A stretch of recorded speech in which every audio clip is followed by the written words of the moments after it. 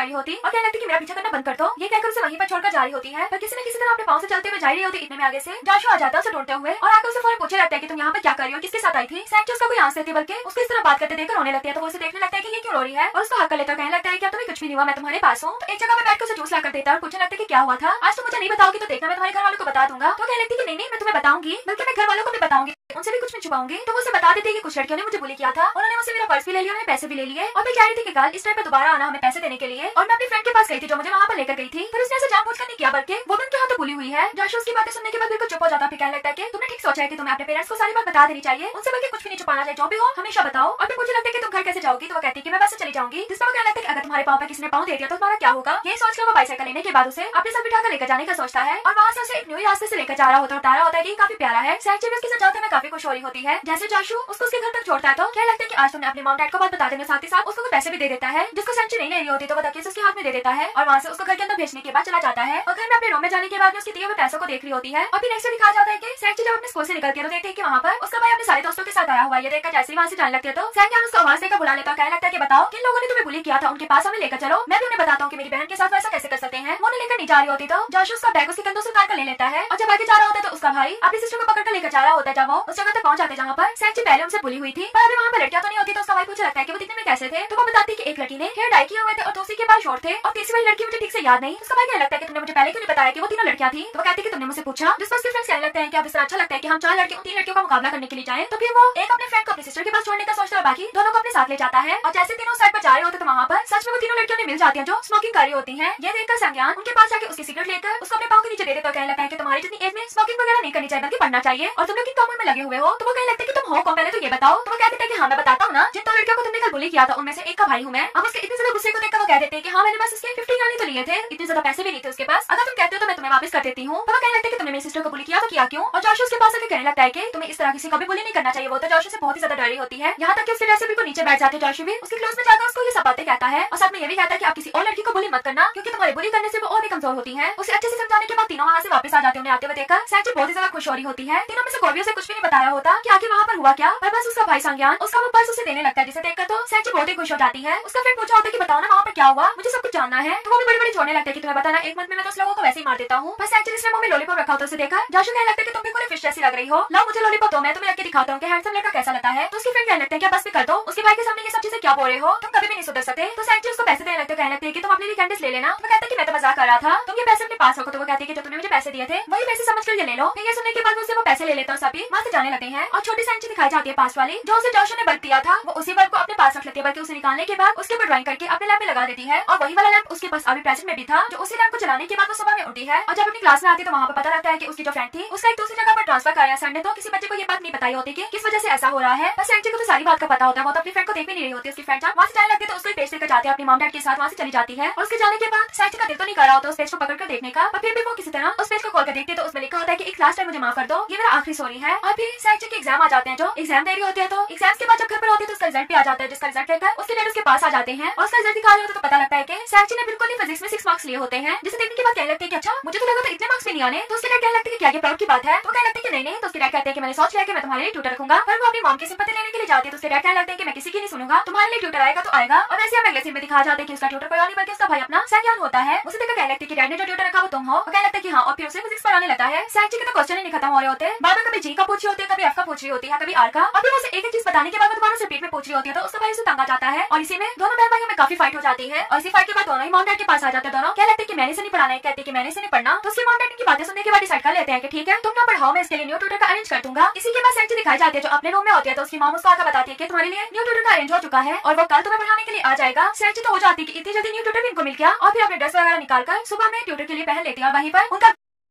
देख रहे होते हैं कि अभी तक कोई भी ट्यूटर मुझे पढ़ाने के लिए नहीं आया। इसी खुशी में नीचे जाकर अपने भाई से कह रही होती है कि ट्यूटर आप चेंज करवा दोगे। ट्यूटर तो टाइम पर भी नहीं आ पाया, पर इतने में से फील होता है कि मेरा भाई तो ऊपर से आ रहा है, तो ये किचन में कौन है। तो पता लगता है किचन में कोई और नहीं बल्कि जोशुआ होता है, जिसे देखते साथ ही वो जल्दी से छुप जाती है। तो संज्ञा कहने लगता है कि तुम्हें क्या मॉम ने बताया नहीं था कि तुम्हें पढ़ाने के लिए जोशुआ ही आ रहा है। पर जोशुआ जिसे सबके लिए खाना वगैरह बनाया होता है, सैंची के लिए भी नूडल्स बनाए होते हैं। उसे कहने लगता है कि तुम भी आकर खा लो वरना ठंडे हो जाएंगे। और उसका भाई कहने लगता है कि क्या तुम जल्दी नहीं उठ सकती थी, आधा दिन गुजर गया है कि जोशुआ तुम्हारा वेट कर रहा था। तो अपने भाई को चुप करवाकर खाने के लिए आ जाती है। बिल्कुल चुप करके उसे देखते देखते सैंची अपना खाना खा रही होती है। और खाने के बाद जब रूम में आती है तो अपनी हर एक बुक को पढ़ने के लिए नीचे लेकर आती है, पर देखती है कि वो तो गेम खेलने में बिजी है तो अपने भाई के सामने जाकर बैठ जाती है। तो उसका भाई कहने लगता है कि आगे से हट जाओ। उसे इस तरह की हरकतें करते देखकर जाशु को हंसना होता है और संग यहाँ से कहने लगता है कि अब अपने बहन को बोली भी मत करो। तो सांची कहने लगती है कि क्या तुमने मुझे अभी पढ़ाना नहीं। तो उसका भाई बोलने लगता है कि अभी तुमने खाना खाया तो कुछ बैठकर खुद ही पढ़ लो, थोड़ी देर बाद तुम्हें पढ़ा देगा। तो जाशु भी कहता है कि हाँ मैं गेम खेलूं, उतना टाइम बैठकर इसे पढ़ लो। वो अपनी सीवी से देता कहने लगता है कि मैं तुम्हें इसलिए दिखा रहा हूं तुम्हें ये ना लगे कि मैं सही से पढ़ा नहीं सकता। तो वो तो सबसे पहले उसकी सीवी से उसका नेम पढ़ती, जिसे पढ़ने के बाद वो कहने लगती है कि अच्छा इसकी स्पेलिंग ये है। और फिर सोचने लगती है कि इसने इसके ऊपर पिक क्यों नहीं लगाई हुई अपनी। तो अपने मोबाइल से उसकी पिक बनाने लगती है। कभी उसका भाई आगे आता है, कभी वो पीछे चला जाता है, पर जब वो दोबारा आगे आता है तो उसकी पिक तो बना लेती है जूम करके। पर इतने में उनकी गेम खत्म हो जाती है और जाशु से देखने लगता है, अपना एक देने लगता है पिक बनाने के लिए। यह देखने के बाद तो सांची खुद कंफ्यूज हो जाती है कि अब वो क्या करे, अपने मोबाइल को देखने लगती है। तो उसका भाई कहने लगता है कि तुम इसकी पिक बना रही थी तो तुम मेरी क्यों नहीं बनाई, कि मैं ज्यादा हैंडसम नहीं हूँ। तो सांची पहले तो कुछ नहीं बोल रही थी, कहती है कि मैंने कोई पिक नहीं बनाई, वो तो मेरी फ्रेंड कह रही थी कि मेरा भाई तो काफी हैंडसम है, तुम भी अपना भाई दिखाना। तो मैं तुम्हारी पिक लेने के बाद क्यों अपनी इंसल्ट करवाऊं, अपने आप को एम्बैरेस फील करवाऊं। ये बात तो सुनने के बाद संज्ञान उसे मारने को पड़ता पर जाशु से रोक लेता है, कहने लगता है कि कुछ नहीं होता। वो तो ऊपर जाते हुए भी उसे तंग करके जारी होती है और जब अपने रूम में पहुंचती है तो उसकी सीवी के साथ साथ उसकी पिक को भी निकाल कर देखने लगती है जो उसने ली थी और ऐसे इसकी तरह सेम पोज बनाने लगती है। और फिर उसे याद आता है कि मैं तो अपने कॉन्टैक्ट में इसके नंबर पर स्पेलिंग चेंज करने हैं। तो उसका नेम दोबारा से लिख देती है और फिर उसके रूम में जाशु से पढ़ाने के लिए आ जाता है और आगे कहने लगता है कि अपना मोबाइल दिखाओ, तुमने जो पिक लिया वो मैं भी देखूं, मैं कैसा लग रहा हूँ, कहीं मैं अगली तो नहीं लग रहा। ये ना हो कि तुम अपने फ्रेंड्स के सामने एम्बैरेस हो जाओ। सैंची तो उसे देखी जा रही होती है तो कहने लगता है कि अगर अच्छी नहीं आई तो मैं तुम्हें दोबारा पिक ले देता हूँ। तो सैंची कहने लगती है कि मैंने कोई भी पिक नहीं ली, चलो मुझे पढ़ाओ। तो फिर उसकी बात सुनने के बाद जाशु में से पढ़ाने के लिए बैठ जाता है। पहले तो उसका फिजिक्स का पेपर देखता है, पेपर देखने के बाद उसे डिफरेंट टॉपिक समझाने लगता है। कहने लगता है कि इस वीक के लिए बस इतना ही। तो सैंची कहने लगती है कि क्या मतलब तुम मुझे डेली पढ़ाने के लिए नहीं आओगे। तो वो कहता है कि नहीं मैं डेली नहीं आ सकता, 3 दिन मेरा काम होता है, 3 दिन में तुम्हारे पास आ सकता हूँ। तो क्या इतना काफी नहीं है। तो उसे समझाने वगैरह के बाद जाशु वहाँ से चला जाता है। अभी नेक्स्ट डे आता है तो जाशु फिर से सैंची को पढ़ाने के लिए आ जाता है। सैंची भी जल्दी से पढ़ने के लिए बैठ जाती है। उसकी आंखों को देखकर कहने लगती है कि क्या तुम सोए नहीं। तो कहने लगती है कि हमें पास काम ज्यादा था, मैं उसी को करता रहा तो मैं कम सोया हूँ। तो कहने लगती है कि ठीक है, जो मुझे आपने होमवर्क दिया हुआ था मैं पहले वो कर लेती हूँ, जितना टाइम मैं वो करूंगी तो आप उतना टाइम वहाँ पर सामने सो जाए। तो जाशु कहने लगता है कि नहीं मैं तुम्हारी बातों में नहीं आऊंगा, अगर मैं सो गया तो तुम अपने मॉम डैड को बता दोगे और एक न्यू ट्यूटर रख लोगी। सैंची कहने लगती है कि नहीं मैंने ऐसा कुछ भी नहीं करना। तो कहने लगता है कि हाँ मैं मजाक कर रहा हूँ। ये कहकर उसे काम देकर सोने के लिए चला जाता है, सोफे पे बैठकर सो जाता है। उसे सोए हुए देखकर सैंची भी उसके ऊपर अपनी एक शर्ट दे देती है। अभी अपनी जगह पर आकर बैठ जाती है। जब जाशु आंखें खोलता तो देखता है कि वो तो उसके सामने बैठी हुई ड्राइंग कर रही है। तो उसे माँ का कहना लगता है कि तुम यहाँ पर क्या करी, जो तुम्हें होमवर्क दिया था क्या तुमने वो कर लिया, चलो लाकर मुझे दिखाओ। तो वो जल्दी से अपना लाकर काम दिखाती है जिसमें उसने क्वेश्चन रॉन्ग भी किया हुआ था। तो उसके क्वेश्चन को देखकर कहने लगता है कि मैं अच्छा ट्यूटर नहीं, मुझे लगता है क्योंकि मैंने तुम्हें पहले से पूरा कर दिया है। तो वो कहने लगता है कि नहीं ऐसी बात नहीं है, बल्कि मुझे फिजिक्स अच्छी नहीं लगती। तो वो कहने लगता है कि अच्छा तुम्हें क्या अच्छा लगता है, जिस पर सैंची बिल्कुल चुप हो जाती है। कहने लगती है कि फिजिक्स बिल्कुल बोरिंग है। अब जाशु उसकी ये सब बातें सुनने के बाद जब उसके भाई के पास आता है वीडियो गेम खेलने के लिए, गेम खेलते खेलते उसे कहने लगता है कि जब हम दोनों फ्री हो तो तुम्हारी सिस्टर को मैंने एक जगह पर साइंस की म्यूजियम में लेकर जाना, जहाँ पर वो जाने के बाद उसका पढ़ने को दिल करेगा क्योंकि उसकी फिजिक्स बिल्कुल भी अच्छी नहीं है और ना ही उसका दिल करता है। तो उसका भाई कहने लगता है कि हाँ ठीक है। और इसी के बाद नेक्स्ट सीन में सैंची को लेकर म्यूजियम में पहुंच जाता है, जहाँ पर सैंची का भाई संज्ञान भी आया होता है। वो उनके लिए सिर्फ 2 टिकट लेकर आता है, अपनी टिकट नहीं लेकर आता। ये देखकर जाशु कहने लगता है कि क्या तुम हमारे साथ नहीं जाओगे, और मैंने तुम्हें 3 टिकट के पैसे दिए थे, तुमने तो लाकर मुझे 2 दिया, बाकी पैसे भी दो। तो वो कहने लगता है कि मैंने बाकी पैसे साइबर कैफे पर लगा दिए हैं, तो तुम लोग यहाँ पर जाओ मैं वहाँ पर जाता हूँ। ये कहकर संज्ञान तो वहाँ से चला जाता है। जाशु सैंची को म्यूजियम में लेकर चला जाता है, जहाँ पहुंचता हुआ पहले से स्लाइड दिखाता है जिसे देखकर वो फिजिक्स के बारे में बताने लगता है। अभी कहने लगता है कि तुमने अगर स्लाइड लेनी है तो तुम जाकर फन कर सकती हो। ये सुनते साथ तो सैंची स्लाइड लेने के लिए पहुंच जाती है और स्लाइड लेकर काफी कुछ भी होती है। तो उसको आगे एक और जगह पर जाशु ले जाता है, जहाँ पर जाकर फिर से फिजिक्स के बारे में समझाने लगता है कि साइंस क्या चीज है। तो वहाँ पर सैंची को ऐसे फील होता है कि सच में यहाँ पर सैलाब आ गया, जिसे देखकर वो जल्दी से जाशु को वहाँ से लेकर भागती है और आगे जिस जगह पर वो पहुंचते हैं वो भी एक साइंस की चीज होती है, जिसको हाथ लगाने के बाद टेम्परेचर की वजह से उसमें से एक लाइट निकल आता है। ये देखकर तो सैंची बहुत ही खुश हो रही होती है। वो पूछने लगता है कि क्या तुम्हें साइंस में इंटरेस्ट आ रहा है। तो वो कहती है कि हाँ। और फिर कहती है कि क्या मैं तुमसे एक क्वेश्चन पूछूं, जिसमें मुझसे पूछती है कि क्या तुम्हारी कोई गर्लफ्रेंड है या बनाई है तुमने। तो कहने लगता है कि क्या मतलब। इसमें वो कहती है कि तुम्हारी ड्रीम्स हैं, तुमने गेमिंग की साइड पर जाना है, गेमिंग वगैरह बनानी है, उसी से तुम खुश होते हो। अगर तुम गर्लफ्रेंड बना लेते हो तो क्या तुम अपने ड्रीम को पूरा कर सकोगे। तो वो कहने लगता है कि अब मैं गर्लफ्रेंड ये कहकर तो नहीं छोड़ सकता ना कि मुझे पढ़ना है, जबकि मैं तो ग्रेजुएट होने वाला हूँ। और तुम ये क्वेश्चन अपने भाई से क्यों नहीं पूछती, जिस पर सैंची बताती है कि हाँ मैंने उसे पूछा था पर मुझे उसने भगा दिया। और फिर कहने लगती है कि अगर तुम्हारी गर्लफ्रेंड बन गई तो तुम क्या मुझे ऐसे ट्रीट करोगे जैसे आप करते हो। तो कहता है कि हाँ मैं तुम्हें ऐसे ही ट्रीट करूंगा, बल्कि मैं गर्लफ्रेंड ऐसी बनाऊंगा जो तुमसे अच्छे से रहे। तो कहती है कि हाँ ठीक है, तब अपनी गर्लफ्रेंड पहले मुझे लाकर दिखाना, मैं बताऊंगी कि वो अच्छी है या नहीं अच्छी। जिसमें जाशु कहने लगता है कि हाँ ठीक है डन हुआ। और इसी के बाद वो अपने ड्रीम्स के लिए प्रॉमिस भी कर लेते हैं कि हम करके दिखाएंगे अपने ड्रीम को पूरा। और फिर से एक जगह पर बैठकर सैंची ड्राइंग कर रही होती है, वो भी ड्राइंग अपने ड्रीम की प्रॉमिस वाली। इतने में वहाँ पर जाशु आ जाता है तो जल्दी से अपनी ड्राइंग को बंद कर देती है। तो उसे कहने लगता है कि तुम काफी ड्राइंग करती हो, तो ये अच्छी बात है, तुम्हें अपनी ड्राइंग को भी साथ से चलाना चाहिए। इतने में जाशु को संज्ञान का मैसेज आ जाता है कि मैं बाहर आ गया हूँ। तो वो दोनों भी संज्ञान के पास पहुंच जाते हैं। वहाँ पर पहुंचते साथ ही जाशु को एक कॉल आ जाती है, जिस कॉल पर से पता लगता है कि उसे काफी काम मिल गया है। तो वो ये सुनते ही क्या देता है कि मैं काम करने लगा, तुम अपनी बहन को घर तक छोड़ देना। और वो वही म्यूजियम में बैठकर काम करने लगता है। जब सैंची पे पहुंच जाती तो ऊपर से बोलते हुए आ रही होती है कि क्या मेरी स्केचबुक मिल चुकी है, क्योंकि उसका भाई स्केचबुक ढूंढने के लिए गया था। तो क्या लगता है कि मैंने हर जगह पे देख ली, वो कहीं पर भी नहीं है। तो वो सोचने लगती है कि मैं म्यूजियम में गई थी तो मैंने नोटबुक कहाँ पर रखी। तो उसे याद आता है कि जब मैं संज्ञान लेने के लिए आ गया था तो मैं वहीं पर उसे छोड़कर आ गई। तो वो जल्दी से म्यूजियम कॉल करती, जहाँ कॉल करने पर से पता लगता है कि उसकी नोटबुक मिल चुकी है, पर उन्होंने उस लड़के को दे दिया जो इसके साथ आया था। अब इसके बाद तो सैंची को याद आने लगता है कि मैंने उस पर क्या क्या बनाया था, कहीं वो मेरी नोटबुक देख तो नहीं लेगा, क्या होगा अगर वो देख ले। पर नहीं उसे नहीं देखनी चाहिए। कहते हुए जब सो जाती है तो सुबह में उसका भाई बोलते हुए आ रहा होता है कि तुम्हारी स्केचबुक आगे जल्दी से ले लो, नहीं लेनी तो मैं इसको बास्केट में फेंक देता हूँ। तो वो जल्दी से अपनी नोटबुक को पकड़ लेती है और फिर सोचने लगती है कि इसने भाई के हाथ में क्यों नोटबुक भेजी, क्या इसने इसको पढ़ लिया है, अगर इसने देख लिया तो क्या सोच रहा होगा वो मेरे बारे में। और यहाँ दूसरी तरफ दिखाया जाता है कि संज्ञान वापस से अपने हॉस्टल वाले रूम में चला जाता है, जहाँ पहुंचते साथ ही उसकी बात जाशु से होती है। उसे कहने लगता है कि तुम ट्यूसडे वाले दिन आना, थर्सडे वाले दिन आना, क्योंकि कि मेरी और मेरी सिस्टर की लड़ाई हो गया, वो किसी से डेट कर रही है। तो जाशु मुझे लगता है कि क्या वो अपने क्लासमेट के साथ डेट कर रही है। तो कहने लगता है कि नहीं, क्लासमेट के साथ नहीं बल्कि ऑनलाइन डेटिंग कर रही है। तो कहने लगता है कि उसे समझाना चाहिए कि उसने कितनी लिमिट्स में रहना है। तो उसका भाई कहता है कि अगर ये डेटिंग वाला लड़का मेरे हाथ में आ जाए ना, मैं इसकी टांगे तोड़ दूंगा। तो जाशु उसकी बात का आंसर लगता है। सांग्यान जाशु के साथ सैंचो से बात करने के लिए आता है, जो अपने भाई की बात का इतिहास नहीं दे रही होती। तो सांग्यान भी जाशु को कहकर चला जाता है कि अब ये तुम्हारे हाथ में है। तो वो उसके आपके पास बैठ जाता है, कहने लगता है कि तुम डेटिंग कर रही हो, पर अपने छोटे से बॉयफ्रेंड के बारे में तो बताओ, वो कितने साल का है और क्या पढ़ रहा है। तो वो बताती है कि वो ग्रेजुएट होने वाला है, जबकि वो तो ये बातें जाशु के बारे में बता रही होती है। तो जाशु उसको कहने लगता है कि क्या मतलब उसकी एज क्या है। तो वो कहती है कि 20+ होगी। जिस पर उसे कहने लगता है कि उसे पता है कि तुम्हारी एज क्या है। तो वो कहती है कि हाँ। तो कहता है कि तुम्हें इतने बड़े लड़के के साथ डेट नहीं करनी चाहिए और बताता है कि हाई स्कूल के बाद तुम डेट कर लेना, तुम्हें कोई भी